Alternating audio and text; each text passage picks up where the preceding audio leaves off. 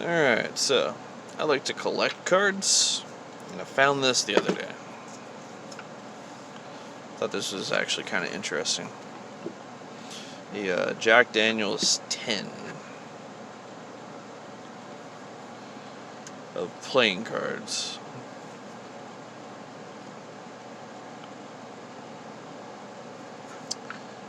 Looks pretty old, but I think it's just supposed to look old. It's not actually that old. Okay.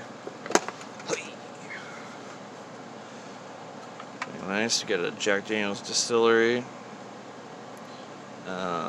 Little welcome letter here. Got some borders, that's a good sign. Very nice case. Smell test. Okay. That's interesting.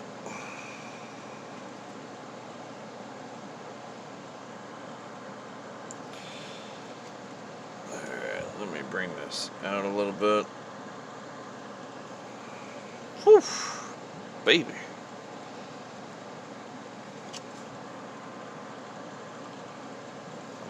Out to my table. There we go. Pop that off. These are like old looking, like vintage. I think they were going for like an old western type of look. Huh. It's actually really cool. I like it. Looking for the chokers. Clearly somebody used this for a little bit. It's got some use to it. Oh, hey. The Ace. Jack Daniel's Distillery. Actually, these kind of look like drawings that I would have done when I was a kid. Aha. Yeah. What? Oh, hey. I thought there were advertisements in here. Save those for a second. So we got identical jokers, no difference. Spread pretty nice. One hand. Decent. Spring. Nice. Russian shuffle. Yes.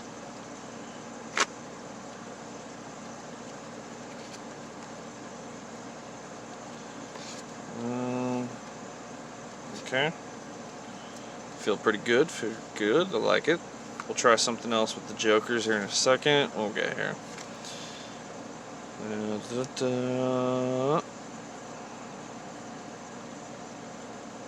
We'll make this camera focus. There we go. Lost a single card. Oh. So this is their equivalent of a... most decks come with a blank face card now because they realize that magicians buy their decks. This is not a blank face, but they want you to just write in the corners what the card is if you miss a card. That's funny. What is this? What do we got? As any true professional will attest, poker is a game of skill. Okay. Yet too often is a friendly match infested by tin horns whose only purpose is to win at any cost. Well, duh, you want money. Fret no longer. The problem is eliminated through ingenious design in the deck. Oh, really now? Larger card size makes it impossible. Makes palming and secreting up the sleeve well nigh impossible. I can't talk like this. Simplicity of the back design renders even the subtlest marking easy to detect. Oh, really now? So it's basically boasting that it's cheat-proof. Well, unfortunately, magicians love this stuff, so... I would just hide the marking system in these holes and these down here. So this down here would represent, like, depending on what I decide. So for instance, let's just say a marking system. I would fill in certain holes to represent the value. And then I would, actually no, because there's, okay, so I would use both this and this as the values of the card, because the values go 1 to 13. So depending on where it's marked, that would be the value of the card, and then I would use these holes right here for the suits. or something like that. So it's, plus I could hide like different stuff in his mustache with some time. I could hide markings in the, there's a whole slew of places I could hide markings around here. So that boast is dead. What did it say? Palming? Nope, I can palm. Actually, let me palm something I would use.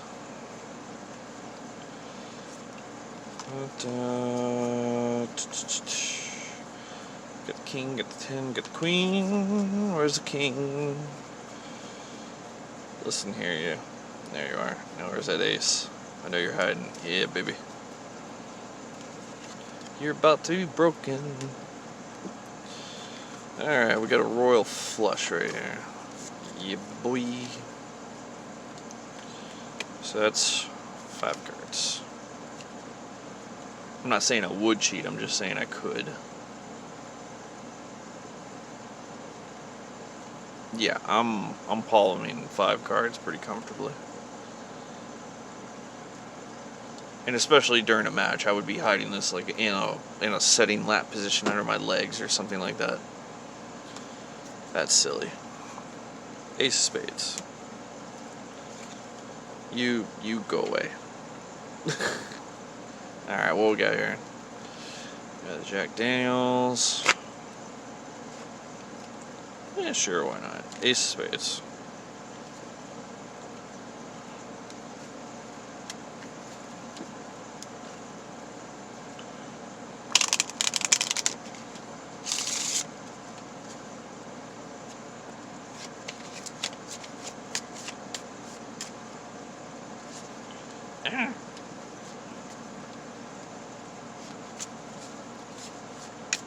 Okay, these cards are... Oh, hey, 5 of diamonds.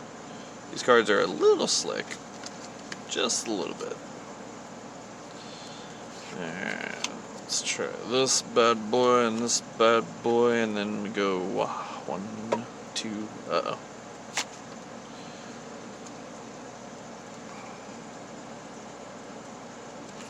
These cards are pretty slick.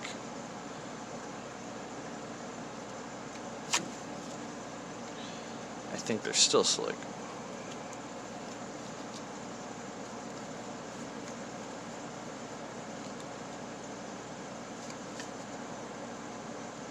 Huh. Never mind.